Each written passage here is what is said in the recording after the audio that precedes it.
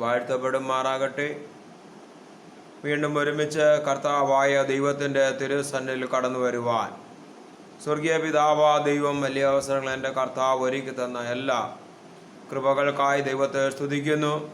ദൈവത്തെ മഹത്വപ്പെടുത്തിയാണ് ഈ ദിനങ്ങളിൽ ദൈവം നമ്മുടെ ജീവിതത്തിൽ വലിയ അനുഗ്രഹങ്ങൾ പകരട്ടെ എന്ന് കർത്താവായ ദൈവത്തിൻ്റെ നാമത്തിൽ പ്രാർത്ഥിക്കുന്നു. ഈ ദൈവിക സന്ദേശം കേൾക്കുന്ന എല്ലാവർക്കും കർത്താവായ യേശു ക്രിസ്തുവിൻ്റെ നാമത്തിൽ സ്നേഹവന്ദനം അറിയിച്ചുകൊള്ളുന്നു. ഈ ദൈവിക സന്ദേശം നിങ്ങളുടെ ജീവിതത്തിൽ ഏറ്റവും അനുഗ്രഹമായി മാറിയെങ്കിൽ മറ്റുള്ളവർ കൂടെ ഷെയർ ചെയ്യുവാൻ ദൈവത്തിൻ്റെ നാമത്തിൽ അപേക്ഷിക്കുകയാണ്. യെശയ്യാപ്രവചനം 11:5 നീതി അവൻ്റെ നടുക്കെട്ടും വിശ്വസ്തത അവൻ്റെ അരക്കച്ചയുമായിരിക്കും. Price the Lord. ഈ 11-ാം അധ്യായത്ത് യെശയ്യാപ്രവചനം 11-ാം അധ്യായം നമ്മൾ പഠിച്ചു നോക്കുമ്പോൾ പ്രൈസ് ദി ലോർഡ് ഈശായുടെ മുളയിൽ നിന്ന് മുള പൊട്ടി പുറപ്പെടുന്ന അനുഭവമാണ് ഇവിടെ കാണുവാൻ സാധിക്കുന്നു.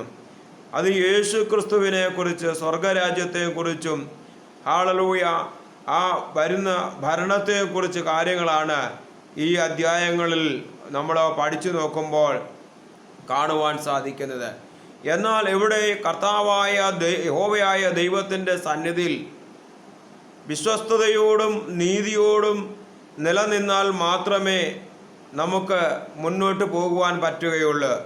അത് ദൈവത്തിൻ്റെ പരിശുദ്ധാത്മാവ് നമ്മുടെ ജീവിതത്തിനകത്ത് ഉടനീളം കടന്നു വരുവാൻ തക്കവണ്ണം ഇടയായിത്തീരും.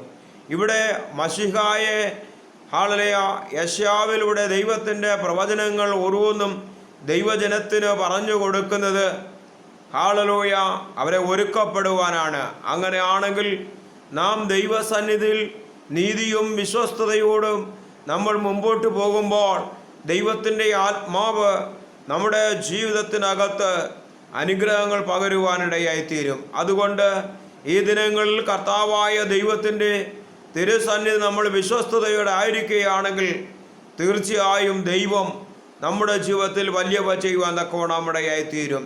അതുകൊണ്ടാണ് വിശ്വസ്തതയുടെ ആത്മാവ് എന്ന് വെച്ചാൽ ദൈവത്തിൻ്റെ പരിശുദ്ധാത്മാവ്, അത് വിശ്വസ്തതയുള്ള ആത്മാവാണ്.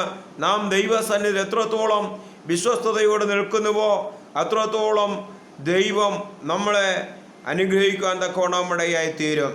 ഇവിടെ മത്തായി എഴുതിയ സുവിശേഷം 9:36 പറയുന്നു, അവൻ പുരുഷാരത്തെ ഇടയനില്ലാത്ത ആടുകളെ പോലെ കുഴഞ്ഞവരും ചിന്നിയവരുമായി കണ്ടിട്ട് അവരെ കുറിച്ച് മനസ്സലിഞ്ഞു.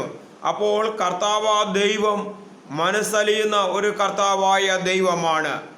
ആ കർത്താവായ ദൈവം ഈ ലോകത്തിൽ നോക്കുമ്പോൾ, അല്ലെങ്കിൽ എല്ലാ ആത്മീക മണ്ഡലങ്ങളിൽ നോക്കുമ്പോൾ ഇടയനില്ലാത്ത രീതികളിൽ ആടുകൾ ചെന്നിച്ചെതറുകയാണ്. അവർ എങ്ങോട്ട് പോകുമെന്നുള്ളതായ ലക്ഷ്യങ്ങൾ അവിടെ ജീവിതത്തിലില്ല.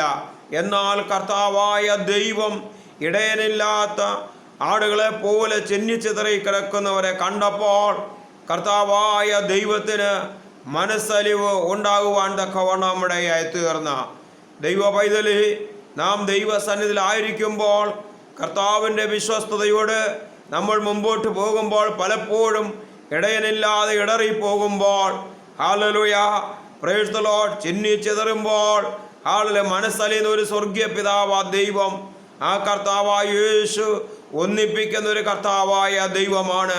അതുകൊണ്ട് ഈ ദിനങ്ങളിൽ കർത്താവായ ദൈവമേ, എൻ്റെ ദൈവത്തിൻ്റെ ആത്മാവിനാൽ എന്നെ നടത്തപ്പെടുവാൻ, എൻ്റെ ജീവിതത്തിൽ ഇടർച്ചകളോ ഭിന്നിപ്പുകളോ വന്നാലും എൻ്റെ കർത്താവ് കൈവിടാത്ത ദൈവം, ഒരിടയനായി എൻ്റെ കൂടെ ഇരിക്കണമേ എന്ന് ദൈവത്തോട് നമ്മൾ പ്രാർത്ഥിക്കുമ്പോൾ ഹല്ലേലൂയ തീർച്ചയായും സ്വർഗീയ പിതാവായ ദൈവം ഒരിടയനായി നമ്മുടെ കൂടെ ഇരിക്കുവാൻ തക്കവണ്ണം ഇടയായിത്തീരും.